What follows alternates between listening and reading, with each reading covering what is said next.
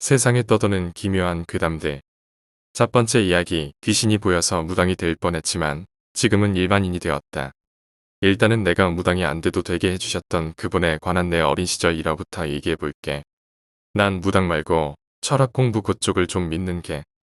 어릴 때부터 우리 집안 묘, 이장이랑 이런저런 집안일을 봐주시는 분이 계셨는데 그분이 그냥 철학관에서 보는 명리 말고 대한민국에 세 사람도 안 되는 그런 것들을 공부하셨거든. 그분이 나 월간운을 봐주시는 거 봤는데 막 한문으로 독특한 순서로 글을 자리에 놓으면서 내 운을 살피는데 여태 한 번도 못 본 순서로 한자글을 나열하고 내 운을 뽑더라고. 신기해서 다른 역술가나 무속인이 뽑는 걸 봤는데 이렇게 뽑는 거를 한 번도 못 봤어. 우리 할아버지도 앞으로도 이렇게 뽑는 사람 못 볼 거라고 그러시더라고. 누구한테나 쉽게 사주 봐주거나 그런 분도 아니고 그냥 산속에서 약학하고 공부하고 그러시는 분인데 작은 삼촌이 사고 쳐서 나 아기 때 외할머니가 3천만 원을 몰래 은행에서 찾았는데 그걸 도둑 맞은 거야. 근데 그걸 어디다 말도 할 수가 없는 거지. 알면 난리가 나니까 말이야. 근데 그분이 그러셨대. 며칠 날 동쪽으로 가면 있는 시장에 몇 시에 있으면 거기 누가 나타날 거라고 말이지. 결국 그 도둑을 잡고 우리 할머니와 외삼촌은 한숨 놓으셨지. 아직도 우리 집을 봐주시면서 연락 오는데 며칠 날 몇 시에 어느 쪽으로 차 끌고 가지 말라고 하면 100% 그쪽에서 사고가 났어. 뉴스에 나오는 몇 중 추돌사고 이런 게 아니라 차 받고 다치고 이런 거 말이지. 이게 신기한 게 무당이 영으로 보는 게 아니라 철학 공부로 사주로 그걸 뽑아내는 게 난 여전히 신기해. 근데 공포 경험이니까 내가 제일 소름이 돋았던 얘기를 해볼게. 나도 예전부터 촉은 참 좋았어. 나는 사학 이런데 관심이 많았어. 그냥 관심이 아니라 아예 진로를 그쪽으로 하고 싶을 만큼 말이지. 내 성적이 엄청 좋았거든. 그래서 집안에 기대받고 그랬는데 역사로 대학 가겠다니까 집안에서 난리가 난 거지. 그래서 대학 안 간다 싸우고 몇 년을 시간 낭비하다가 엄마 뜻대로 엄마가 원하는 대로 갔었는데 아직도 역사의 미련 못 버리고 그랬었어. 역사 쪽에 인맥도 있고 그래서 그쪽 답사하는데 넉살 좋게 잘 따라다니고 논문 찾아 읽고 그러면서 혼자 대학원을 역사 쪽으로 준비하고 그랬었는데 그때 나는 나와 살 때고 그래서 엄마가 이번 달에 사돌아 다니지 말라고 하면 알았다고 그냥 그러고 말고 그랬었거든. 근데 한 번은 답사를 따라갔다가 나 혼자 그 주변을 둘레둘레 혼자 돌아다녔어. 그러다가 산속 어디 으슥한 데를 갔었는데 거기가 낡은 건물이 하나 있는데 이상하더라고. 그래서 금방 나왔는데 그날 이후로 몸이 이상한 거야. 그냥 가만히 있어도 등골이 싸하고 머리끝 손 한가운데 발바닥 한가운데 무릎 할 것 없이 찌릿찌릿하고 입맛도 없고 예민해져서 강의실 저 끝에서 소근거리는 소리까지 내 귀에 또렷이 들리고 잠을 자면 꿈속에서 어떤 못된 여자애기가 내 등에 엎여서 절대 안 떨어지고 그러는 거야. 증상은 나날이 갈수록 더 악화돼서 고열의 두드러기 증상도 일어나고 맨날 다투하고 기력도 없어서 계속 눕고만 싶고 잠들락 말락하면은 막 이상한 여자애기랑 할머니가 나한테 말 거는 소리도 들리고 한여름에도 추워서 겨울옷 다 껴입고 자면 여자애기가 나한테 붙어서 안 떨어지려고 하고 꿈에서 이상한 시커먼 게 나한테 막 자꾸 달라붙으려고 하고 그랬었어. 그래서 본가로 내려왔어. 왜 이렇게 아픈지는 절대 말 안 했지. 알면 난리가 나니까. 집에 와서 쉬면 나을 줄 알았는데 시간이 지나면 지날수록 더 끙끙 앓고 자면 막 헛소리도 하더래. 난 깨면 기억이 없는데 막 엄마가 나 잘 때 옆에서 지갑을 어디다 뒀는지 찾으면 내가 목소리도 갈라져서는 장롱 코트 속에 보라고 하더래. 난 엄마 지갑을 본 적도 없었거든. 그런 일이 여러 번 있었어. 여름이라 누가 참외랑 수박서리 해가고 그랬는데 다들 그때 동네에 놀러온 외지인들을 의심했거든. 정황상 누가 봐도 그 사람들이었고 근데 내가 자면서 그러더래 동네 꼬마애들이 그런 거라고. 근데 나중에 잡고 보니까 진짜 동네 애들이 그랬었어. 이런 일이 여러 번 있고 자꾸 이렇게 이상한 증상을 보이니까 엄마는 맨날 울고 할머니는 신병 같으니까 여기저기 용하다는 무당을 다 찾아다녔대. 근데 다들 하는 말이 신을 받아야 한다는 거야. 내가 답사를 따라갔다는 말을 절대 안 했거든. 근데 거기 무당들이 용하기는 용한지 가지 말아야 할 때를 따라가서 애가 아픈 거라고. 진작 찾아왔으면 풀어줄 문제인데 이미 내 몸을 신에 감응을 해서 이미 늦었다고 떼봤자 그때뿐이라고 했지. 몸이 그 지경이 돼서 이미 늦었다고 다들 그러더래. 근본적인 해결책은 신을 받는 거밖에 없다고 말이지.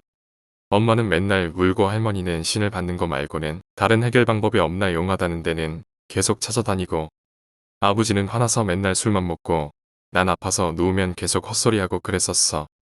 그러다 할머니가 그분에게 전화를 걸었대.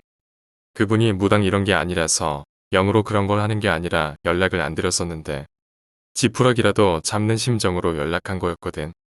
그분이 엄마한테 나 동쪽 방향으로 조심하라고 얘기 안 했냐고 묻더라고.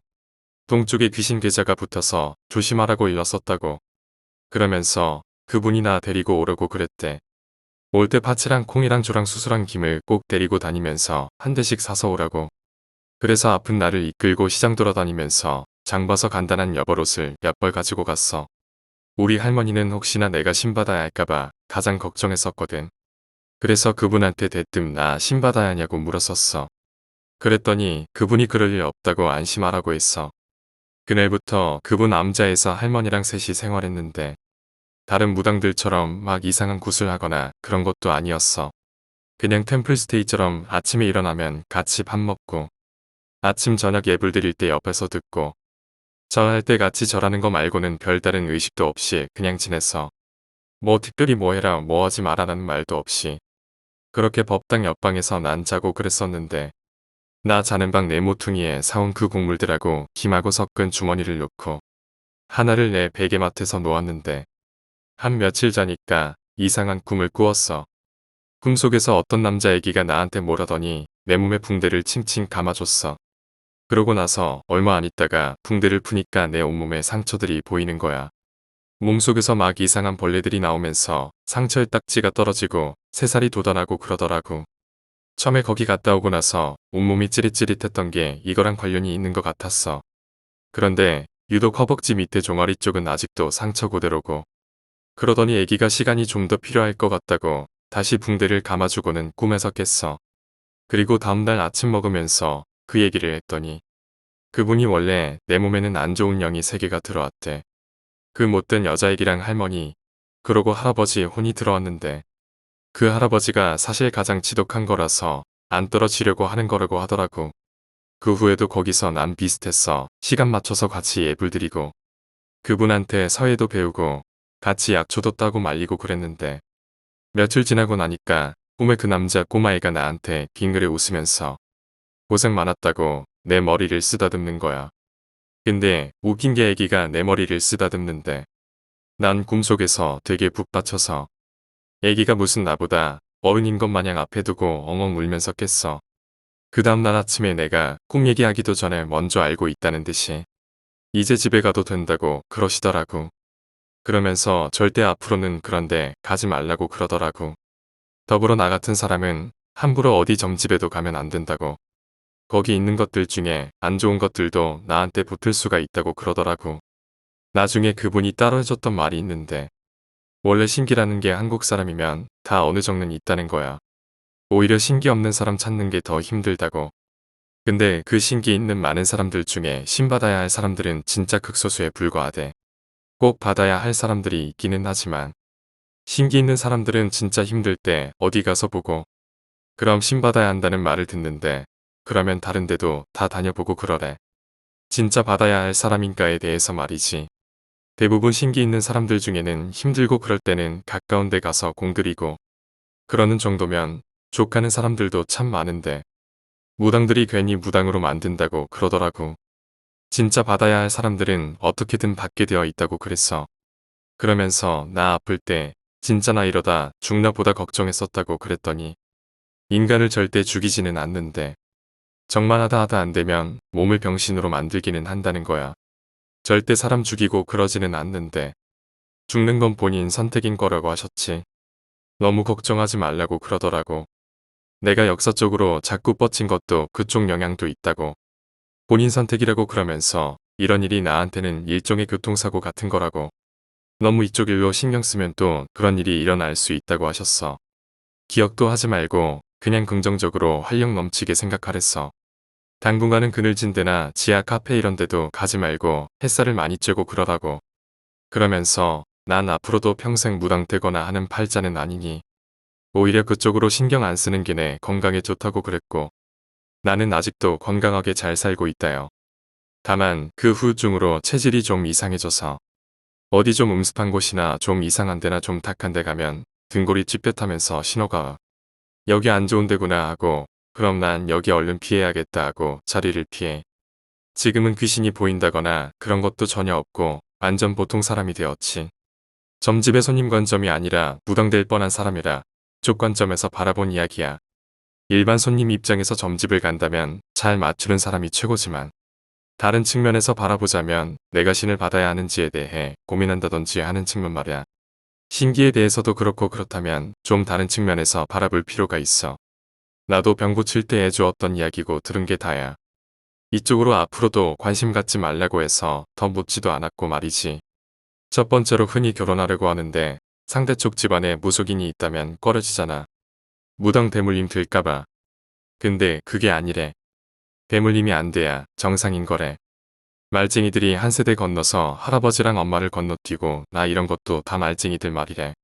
엄마가 무당인데 딸이 무당이 된다거나 언니 동생이 무당된 거라든지 그런 경우도 많고 또 이런 경우도 자랑 풀려서 이렇게 된 거지.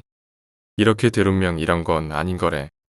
원래 안 좋은 걸 풀기 위해서 무당이 된 건데 그럼 그 사람이 어부러지고 다 풀어야 정상인데 그걸 다 제대로 풀지를 않으니까 신들이 다른 가족을 건드리는 거야. 너 이래도 제대로 안 할래? 너 말고 네 자식한테 그 일 시킨다. 이런 경고의 의미지. 근데도 무속인이 그 말을 받아들이고 제대로 안 하면 다른 사람이 또 무당이 되는 거지. 그러니까 집안에 무속인이 있다면 그 무속인이 제대로 하고 있는지가 중요한 거고 차라리 그 무속인이 잘하고 있다면 오히려 다른 집보다는 결혼하는 게 더 좋은 환경인 거지. 잘 불면 복을 받으니까 내 남편이나 내 핏줄 내 자손이 무당될 일도 없고 항상 나쁜 걸 막아주고 더 잘 될 거니까. 그럼 대대로 무속인인 집안은 뭐야? 세습무라고 해서 집안에서 대대로 가업으로 무속인을 이어오는 건데 이건 진짜 희귀 케이스. 주변에 많고 많은 점집 중에서 10대 이상 세습무 집안인 점집 본 적 있어? 아마 없을 거야. 이런 경우라면 결혼 꺼려질 만한데 그게 아니라면 대물림이 무서워서 결혼을 꺼릴 필요는 없어. 대신 하지 않아도 될 신내림을 강요한다거나 이익에 눈이 먼다거나 제대로 공을 들여서 업을 닦지 않는다거나 그런 사람이 상대 집안에서 무당을 하고 있다면 말이지. 두 번째로는 신기와 신내림의 상관관계야. 신기가 있으면 흔히 신내림을 받아야 한다고 알고 있잖아. 근데 대한민국 사람들 중에 신기 없는 사람이 오히려 희귀하대. 그런 사람들이 다 무당이 될 필요는 없고 꼭 무당이 될 수밖에 없는 무당팔자는 있어. 흔히 촉이나 감이 좋은 사람들 있잖아. 왜 무슨 동에서 화재 발생? 이러면 나 여기 가려고 했는데 딴 데가 더 땡겨서 그리로 갔는데 다행이다 이런 거 말이야. 택배기사가 문 열어 달랬는데 꺼림칙해서 집 앞에 두라고 해서 이런 것도 있지. 무슨 범죄 같은 일화가 올라오면 우리 엄마도 그때 거기 있었는데 엄마가 꺼림칙해서 누가 부르는데 안 갔대. 기분이 이상해서 안 줬대 이런 말하는 경우도 다 신기가 조금씩은 있는 거래. 이건 어지간한 둔탱이들 아니면 우리도 느낄 때가 있어. 그 촉이 더 좋으면 꿈자리가 안 좋다던지 하는 걸로 오는 거고 거기서 어느 사건이나 상황 이후에 심해질 수도 있고 다 정도의 차이지 신기라고 하더라고. 한국 사람들처럼 예감이 좋은 사람들도 전 세계에 없대. 신기 있는 사람들이 다 무당돼야 한다면 무당이 아닌 사람이 더 희귀할 거라고. 신기라는 게 사람의 상태에 따라 더 올라갈 때도 있고 적을 때도 있고 그렇대. 그러니까 나 촉이 좀 좋은데 많이 좋은데 어쩌지 나 신받아야 하나? 이라고 고민하는 사람들이 있다면 그들 중 99%는 안 받아도 되는 사람들이야. 사람 인생에 오르막길 있으면 내리막길이 있듯이 한 번씩 시련이 온대. 대신 흔히 말하는 무당팔자는 그 시련이 보통의 것하고는 차원이 다른 거라. 그걸 풀어내는 유일한 방법이 신내림이라고 그래. 근데 신기 있는 일반 사람들도 시련은 있는데 점집 가면 신받으라고 한다고 그래. 안 받으면 더 큰 시련이 닥칠 거라고 그러면 사람들은 고민하다가 받겠지. 이게 나쁜 무당들의 생리인 거라고. 용하고 용하지 않고를 떠나서 신받으라는 말은 함부로 하는 건 무당 인성인 거라고. 신 안 받고도 충분히 넘어갈 수 있는 걸 왜 감기 환자한테 암치료 주사를 맞으라는 거냐고. 그럼 시련이야 잘 넘어갈 수 있겠지. 근데 문제는 이거야. 신을 쉽게 받을 수야 있지만 다시 복귀하기는 어렵다는 거야. 신받을 팔자가 아니었어도 한번 신받으면 계속 모셔야지. 안 모시면 더 안 좋으니까 이러지도 저러지도 못한다고. 그러니까 내가 진짜 신기가 세다, 진짜 신받을 팔자인지 모르겠다. 그러면 많은 데를 가보고 많은 이야기를 들어본 다음에 결정해야 한다고 그래. 진짜 완전 이 사람은 타고났다 하는 사람은 논외로 하고, 나 같은 경우에도 그분 도움이 아니었으면 내 병을 신내림으로 치료했겠지. 세 번째로, 그러면 신을 안 받아도 될 사람들이 신을 받으면 안 되는 거냐? 또 그건 아니야. 안 해도 되지만 한 거지 그렇다고 못할 일을 한 건 아니야. 다만 신 받으면 무당되는 거니까 그게 서글픈 거지. 아직도 신분의 취하층으로 보잖아. 무당은 공을 들이고 업을 푸는 게 일인 거니까 나쁠 건 없대. 대신 제대로 공을 들이고 새 업을 쌓지 않는다는 전제하에서 말야. 다만 손님을 받는다거나 그러면 본인이 갑갑하겠지. 신기도 거의 없는데 신의 말을 전하려 하면 말이 와전될 수 있고, 그것 때문에 손님이 피해를 본다면 그건 무당의 업이 되는 거니까. 신을 안 받아도 되는 사람이 신받으라. 그래서 신받게 한 무당은 진짜 업 중에 업을 얻는 거지. 실제로 보면 신내림 받아서 집안에 안 좋은 걸 풀려고 집안에 쌀단지 같은 거 모시고 공들이는 아줌마, 아저씨들도 많아. 근데 이목 때문에 쉬쉬하지. 이 사람들이 신기 정도나 뭐 이목 때문에 혹은 신과 합의하에 그렇게 하는 건데, 그렇게 해서 잘 풀면 집안에서 좋은 거야. 이 사람들도 신받은 사람들이니까. 대신 그걸 점집 내고 푸는 게 아니라 모시고 공들이는데 전념하는 거지. 실제로 딸이 너무 신기가 강하고 딱 무당 팔자인데, 딸은 너무 청춘이고 그게 안타까워서 엄마가 대신 신을 받은 경우도 있대. 이 경우도 엄마가 더 공을 열심히 들이고 그래서 딸도 시집가서 애 잘 낳고 잘 살고 엄마가 업다 닦아서 집안에 좋은 일 가득하고 해피엔드한 경우고, 실제로 신기라는 게 컨디션 영향도 많이 받고 그래서 기도를 많이 하고 공을 많이 들이면 더 세지고 줄어들기도 하고 그런다고 해. 신기도 몸 상태 따라 영향받고 공들이고 그런데 영향 많이 받으니까 신기가 약하다거나 안 받아도 되는데 받거나 대신 받은 경우에 더 공들이고 더 좋은 일 많이 하고 그래서 해피엔드 하는 경우도 있고 그래. 이미 받은 거 도로 물리면 더 안 좋은 상황으로 가니까. 어지간한 무당들보다도 신기 센 사람들 있잖아. 그 사람들이 종교 가지고 열심히 기도하고 불공 들이고 그러면 잘 사는 거 우리 주변에도 많고 말야. 네 번째로, 무당만이 그쪽 신과 관련이 있는 건 아니래. 구슬하고 무당이 되지 않더라도 스님들이나 공부 많이 하신 분들, 그리고 역사나 한문 전공하시는 교수님들 중에서 진짜 공부 많이 하고 그런 분들한테는 무언가가 온대. 심부름 같은 거랑 공부 같은 거를 도와준다고 해. 무속인이 아니니까 무당들처럼 몸을 빌어서 밖으로 막 차고 나와서 막 이야기하는 건 아니고, 그 이상 깊이는 나도 잘 모르겠어.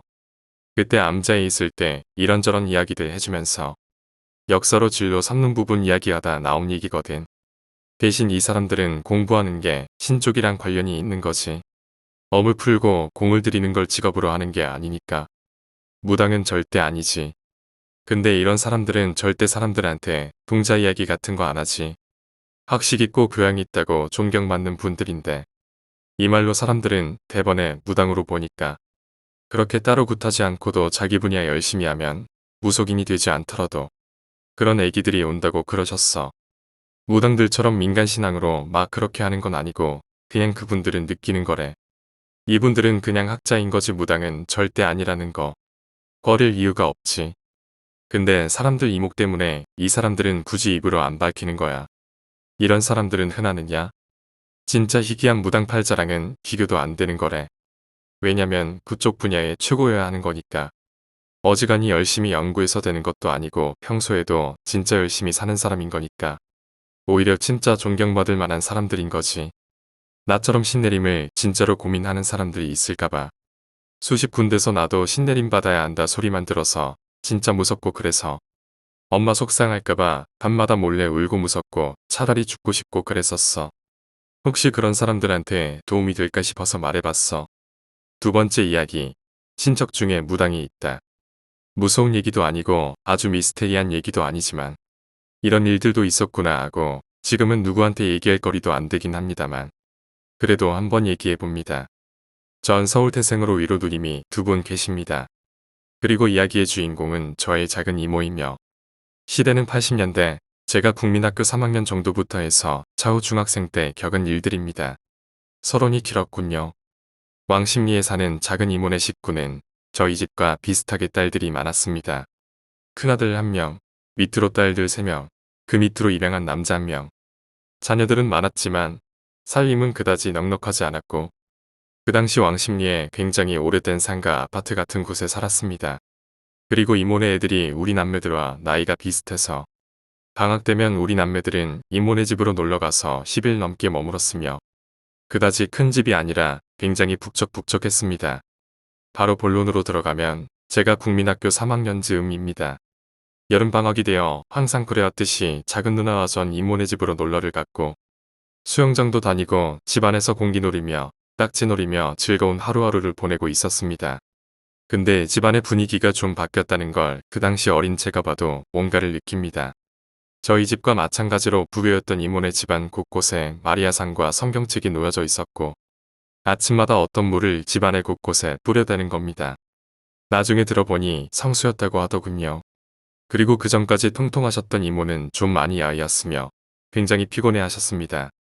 그래도 성격이 워낙 쾌활한 분이셔서 저희 남매를 굉장히 이뻐해 주시고 말도 잘 걸어 주셨고요. 암튼 저희 남매는 이모네 집안이 단순히 천주교를 믿게 되었다고 생각하고 말았습니다. 그리고 나서 겨울방학에도 놀러가려고 하자 부모님이 못 가게 말립니다. 그리고 부모님과 다른 친척분들이 나누는 얘기를 들어보니 이모에게 그전부터 신내림이 왔으며 거부하고자 성당을 다니고 집안 곳곳에 마리아상을 두고 성수를 뿌리는 것이었다고. 그러나 이마저도 소용이 없고 갈수록 신내림이 심해져 매일 밤 잠을 제대로 못 자고 정신을 잃거나 자고 일어나면 누군가한테 맞은 것처럼 온몸에 멍이 들고 집안이 하루도 조용할 날이 없다고 합니다. 보일러 가게를 운영하는 이모부 사업도 갑자기 안 좋은 일들만 생겨 가게가 망하기 일보 직전이고 심지어는 이모네 둘째 딸도 밤마다 이상한 꿈을 꾼다고 합니다. 어렸던 저는 어른들의 이런 얘기들을 듣고 대수롭지 않게 생각을 했으나 결국 그 해에 큰일이 벌어집니다. 이모네 가족들이 다 외출을 하고 이모와 큰딸만 집안에 있다가 강도가 들어 이모가 그만 등 쪽으로 몇 군데 칼에 찔리고 큰딸은 칼에 찔리지는 않았지만 크게 다치는 사고가 발생합니다. 그리고 이 소식을 들은 저희 부모님들은 부랴부랴 병원으로 가고 이모는 출혈이 너무 심하고 찔린 상처도 깊어 생사를 오가는데 병원에서는 어느 정도 준비를 하라고 시킵니다. 그 당시 어리고 생각이 없던 저는 이 사건이 뉴스에 나오지 않을까 하는 생각으로 절대 안 보던 뉴스를 꼬박꼬박 봤던 기억이 납니다.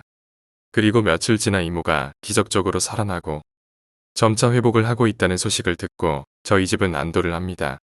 시간이 꽤 지나 다시 여름 방학이 찾아오고 저와 작은 누나는 다시 이모네 집으로 놀러를 갑니다. 오랜만에 찾아간 이모네는 그전과 변함이 없었으며 이모는 다시 살이 통통하게 오르고 식구들은 반갑게 저희를 맞아 주었으며 집안 거실에서는 무슨 큰 잔치를 준비하는지 아줌마 여럿이 맛있게 전을 부치고 있었습니다.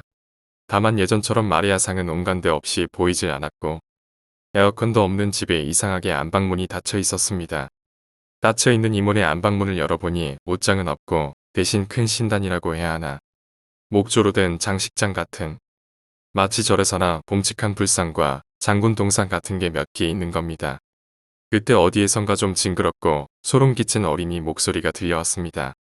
거실로 나가보니 이모가 어린이 목소리를 내며 이상한 행동을 하는 겁니다. 마치 애기처럼 말이죠. 그리고 제가 입고 있는 옷을 보고 갖고 싶다고 막 조르기 시작하는데 전 무섭기도 하고 어쩔 줄 몰라 하니 친척 식구들이 벗어주라고 합니다. 일단 이모가 애기처럼 물고 졸라서 벗어줬더니 덩치가 큰 이모가 어린이 사이즈의 옷을 입으려고 하는데 신기하게도 옷이 잘 들어가고 자연스럽게 입혀지는 겁니다. 상황이 좀 진정된 후 친척 식구들한테 물어보니 가끔 이모한테 아기 동자가 씌울 때가 있는데 무서워할 것 없다고 그냥 애기처럼만 굴고 시간이 지나면 괜찮아진다고 합니다. 이미 친척들은 이러한 상황을 더 이상 숨기려 하거나 부끄러워하지 않은 것 같아요. 이 상황이 제가 처음 본 흔히 말하는 귀신의 시인 무당의 모습입니다. 거실에서 전을 부치고 있던 사람들은 다음날 산으로 큰 굿을 하러 가기 위한 음식 준비였고요. 그리고 며칠 후 이모네 집으로 여러 아줌마들이 찾아오고 안방으로 이모와 함께 들어갑니다. 전 조용히 몰래 안방을 훔쳐봤는데 아줌마들 몇 명이 동그랗게 앉아있고 아줌마들 뒤에는 물이 든 사기 그릇이 놓여 있었습니다. 그리고 이모가 이번에는 남자 목소리로 고함을 지르며 동그랗게 원을 그리고 앉아있는 아줌마들 중앙에서 이상한 춤을 추듯 펄쩍펄쩍 뜁니다. 전 호기심과 상황이 신기하여 계속 훔쳐보는데 친척 누나들이 와서 못 보게 데려갔고 물어보니 그 아줌마 아들들이 계곡으로 놀러를 갔는데 단체로 실종을 당해서 생사를 확인하러 왔다는 겁니다. 그리고 지금 이모는 무슨 장군 귀신이 몸에 들어온 상태고 이모가 모시는 귀신이 동저 귀신과 장군 귀신 등 몇 명이 있다고 합니다. 그 귀신들이 씌울 때마다 각각 행동을 달리하고요. 제가 본 건 동저 귀신과 장군 귀신 두 귀신뿐이지만 아무튼 그 광경을 지켜보고 사연을 듣고 난 후 전 이제 호기심보단 무서운 기분이 들었으며 시간이 좀 지나고 안방아서 여러 아줌마들의 대성통곡이 이어졌습니다. 그리고 전 그 이후로 이모가 이상한 행동을 하거나 귀신이 들어오면 가급적 자리를 피하고 친척들과 나가서 놀다 들어왔고 이모 역시 집에 있는 시간보단 급한 음식을 싸고 산으로 구슬하러 가는 날들이 더 많아졌습니다.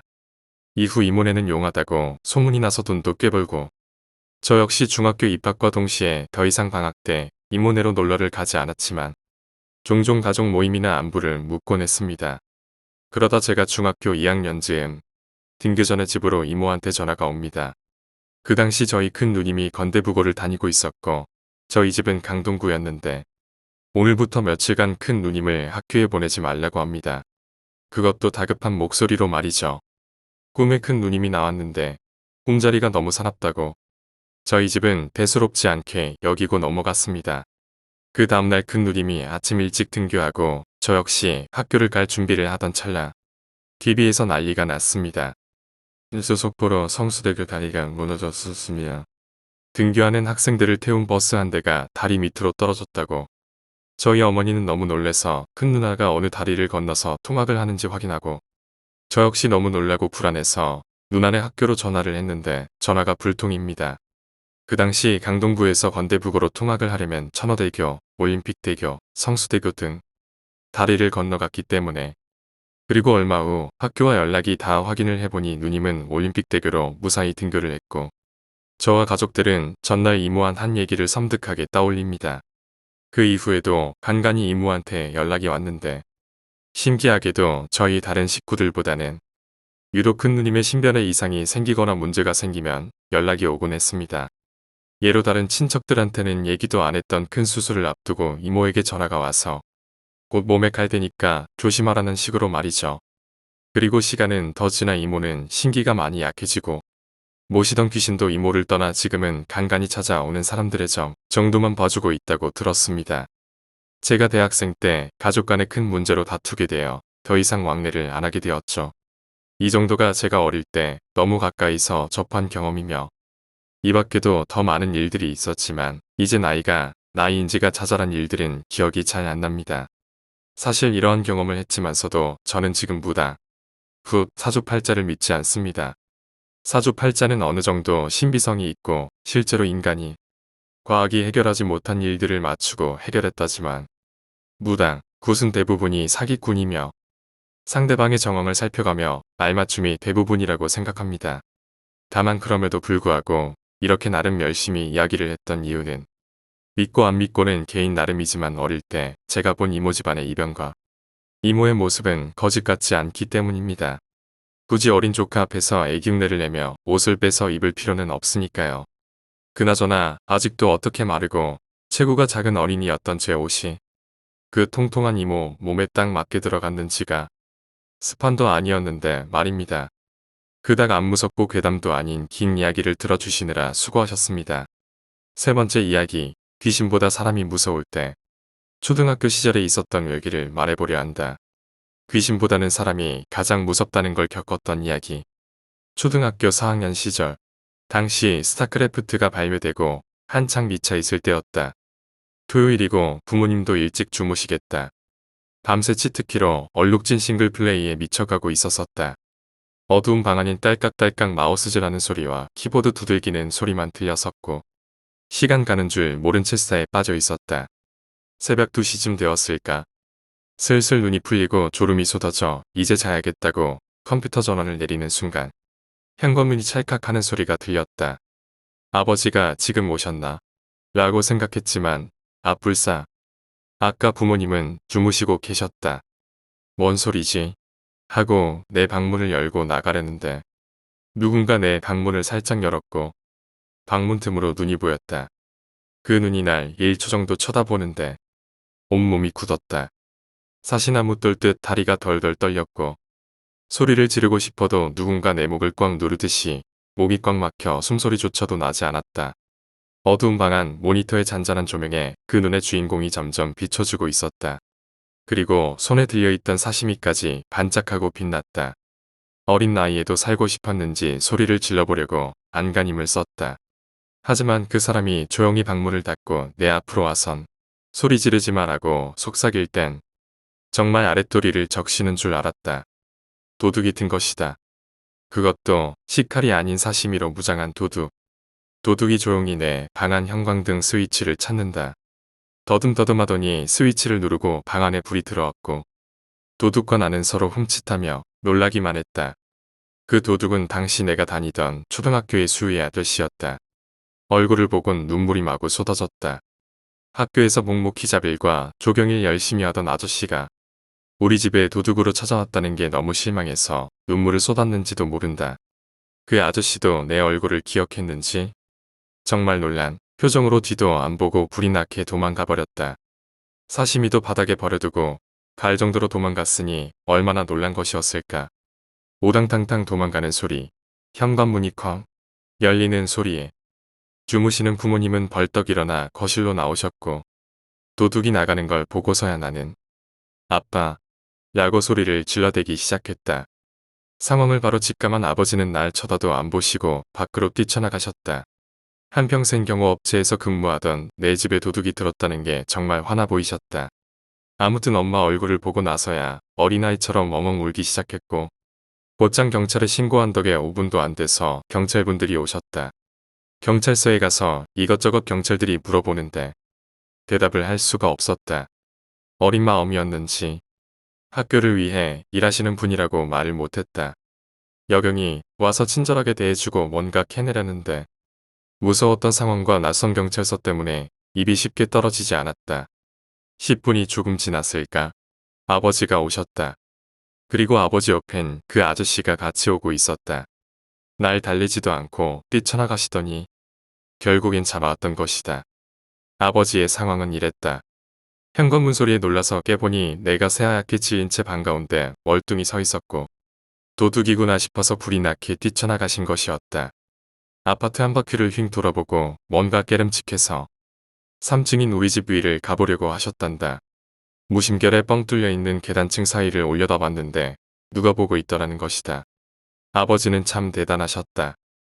올라가는 중에 층수마다 엘리베이터 스위치를 눌러 놓으셨고 결국엔 쫓아올라가 그 아저씨를 잡았단다. 그 사람이 도둑이 아니었다면 이라는 말에는 아직까지도 그냥 직감이지 이놈아 하고 얼버무리신다. 다시 경찰서로 와서 아버지와 그 아저씨를 보곤 무언가 감정이 북받쳤고 저 사람이 도둑이에요라고 나도 모르게 입이 떼어졌다. 이것저것 조사를 하던 중에 의외의 사실이 밝혀진다. 당시 우리 아파트를 기준으로 좀도둑이 여러 집들을 털고 있었다. 그 좀도둑이 그 아저씨였으며 재수없게도 자신이 근무하는 학교 학생의 집을 들어오게 된 것이었다. 하지만 내가 진정 사람을 무섭다고 느낀 것은 그 아저씨의 진술이었다. 우리 아버지가 뛰쳐나가고 우리 동 6층 복도에서 기다렸고 아버지가 멀리 가시고 나 혼자 있게 되면 자신의 얼굴을 봤다는 이유로 어떻게 하려고 했었단다. 아버지의 직감이 없었더라면 어머니와 나는 정말 무슨 일 당했을 거라는 생각밖에 들지 않았다. 그 후 집으로 학교 선생님을 비롯해 교장 선생님과 교감 선생님이 주기적으로 찾아왔고 손에 뭔가 이것저것 많이 들고 온 것을 생각해보면 학교 이미지를 위해 입 다물어 달라는 로비가 아니었을까라는 생각이 든다. 가끔 고향집에 내려가 부모님과 얘기를 나누다 보면 그때 이야기가 꼭 나오는데 아직까지 정정하신 우리 아버지를 볼 때면 아버지는 아무나 하는 게 아니구나 라는 생각이 든다. 그리고 그 일 이후 그 아저씨가 어떻게 되었는지 물어보면 아직까지 말씀을 안 해주신다. 궁금해 죽겠는데 말이야. 아무튼 여름철에 좀도둑 사건이 많다고 한다. 모두들 문단속 철저히 잘하셔서 피해 없도록 하셨으면 좋겠다. 네 번째 이야기, 마트에서 겪었던 소름 끼치는 일. 이제 한숨 돌리고 마음이 가라앉아서 말해봅니다. 이 얘기를 많은 엄마들이 듣고 조심하셨으면 해서요. 어제 집에서 가까운 대형마트에 갔습니다. 어머님과 신랑, 그리고 저 이렇게요. 저희 아기는 태어난 지 이제 70일째 되고요. 목을 조금씩 가누기 시작해서 저는 앞으로 매는 아기띠로 아기를 안고 장을 봤어요. 신랑은 카트를 끌고 저는 아기를 안고 어머님은 필요한 것들을 사주신다고 먹을 것과 물건들을 고르시면서 그렇게 장을 보는 상황이었어요. 어머님이 2층에 있는 아기용품에 가자고 하셨어요. 아기 모자를 사주신다고요. 그때 빨리 살 걸. 정말 후회가 됩니다. 2층으로 올라간 저희 세 사람은 아기용품점 알가룸에서 모자를 골랐어요. 이것저것 아기한테 어울리는 모자를 씌우고 했죠. 그때 신랑은 조금 떨어진 뒤쪽에 아기 물티슈가 할인한다고 그쪽에서 물티슈를 고르러 갔고 카트는 어머님과 저의 뒤쪽 뒀어요. 열심히 고르고 있는데 그때 한 아줌마가 다가왔어요. 정말 경계했어야 했는데 화장을 정말 진하게 했고 나이는 60대로 추정되고요. 마트 안에서 웬 선캡을 쓰고 있는지 까만 선캡을 쓰고 있었어요. 그 아줌마가 갑자기 아기를 안고 있는 저에게 다가오면서 툭 몸을 치는 거예요. 그러더니 하는 말이 아이고 아기가 너무 이쁘네. 몇 개월 됐어요? 너무 이쁘다. 저는 우럭이 이쁘단 말에 혹해서 이제 2개월 지났어요. 감사합니다 하고 인사까지 했죠. 근데 그 말이 끝나기 무섭게 우리기가 크게 운 거예요. 저는 제가 잘못 안아서 불편해서 우는 줄 알았거든요.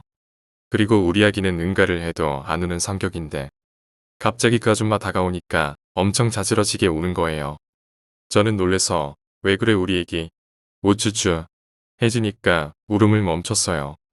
제가 이상해서 아줌마를 쳐다봤는데 아줌마 하는 말이 어머 애기가 벌써 낯을 가리나 보네 하고 가버리더군요. 어머님은 갑자기 애기가 우는 게 이상하셔서 저보고 아기를 대신 안아주시겠다고 하셨어요. 그때 신랑이 물티슈를 들고 왔거든요. 아기를 어머님이 안으려고 하실 때 신랑이 애기 발에 이게 뭐야? 케찹 묻은 거야? 하더라고요. 신랑은 설마 애기 발에서 피가 날 거란 생각은 꿈에도 못했겠죠. 그래서 케찹 묻었나 보니까 아기 발가락에서 살점이 뜯어나가서 피가 나고 있었어요. 순간 정신이 멍해지면서 생각나는 게 그 아줌마였어요. 어머님도 그 아줌마가 수상하다고요. 갑자기 나타나서 저를 툭 치고 아기가 갑자기 우는 게 너무 이상했거든요. 제가 막 뛰어가서 그 아줌마 찾아봐도 못 찾았어요. 마트에서 저는 펑펑 울어버리고 애기한테 너무 미안해서요. 그리고 약국 가서 소독약으로 소독해보니 손톱으로 긁은 자국이라고 하더라고요. 그리고 장도 제대로 못 보고 아기가 아플 것 같아서 서둘러 그냥 집으로 왔어요. 생각해보니까 집으로 그냥 오는 게 아니었어요. 그 마트 보안실에 찾아서 CCTV 확인해서 출입구 통제해서 그 아줌마를 잡았어야 했어요. 저희 친정엄마한테 전화해서 말했더니 스리치기인가 그런 거래요. 아기를 일부러 울게 해서 아기가 울면 부모들이 당황하니까 정신없게 만든 다음에 카트에 있는 가방을 훔친다고 하더라고요. 아마 우리 애기가 범행 대상이었고 어머님하고 저 이렇게 여자 둘만 있는 줄 알고 우리 아기 발을 핥히고 나서 울게 한 다음 제가 정신없을 때 가방을 훔치려고 했는데 신랑이 물티슈를 가져오면서 무슨 일이냐고 오니까 그때서야 아기가 낯을 가린다면서 도망간 것 같아요. 다 제 불찰이죠. 지금 발가락이 조금 부어있는데 너무 속상합니다. 분명히 그 아줌마 마트 돌면서 아기를 안고 있는 엄마들을 범행 대상으로 지금도 그 짓거리 하고 있을지도 몰라요. 아기띠 메고 대형마트 자주 오잖아요, 엄마들은. 저 같은 일이 일어나지 않길 바라면서 말해봅니다. 혹시나 모르는 아줌마가 다가와서 애기가 너무 이쁘다고 하면 저처럼 가만히 있지 마시고 경계를 하시는 편이 나을 것 같아요. 정말 우리 사회 너무 각박해졌네요. 유아를 대상으로 범죄까지 나오다니. 혹시나 저희 실수로 다친 거 아니냐는 분들 계실 것 같은데요. 저희 아기 상처를 지금 사진으로 찍어 놓은 게 없어서 못 올리지만 정확히 손톱으로 핥힌 자국이 맞고요. 아기 살은 연해서 세게 핥히면 살점이 나가요. 다른 엄마들도 조심하세요.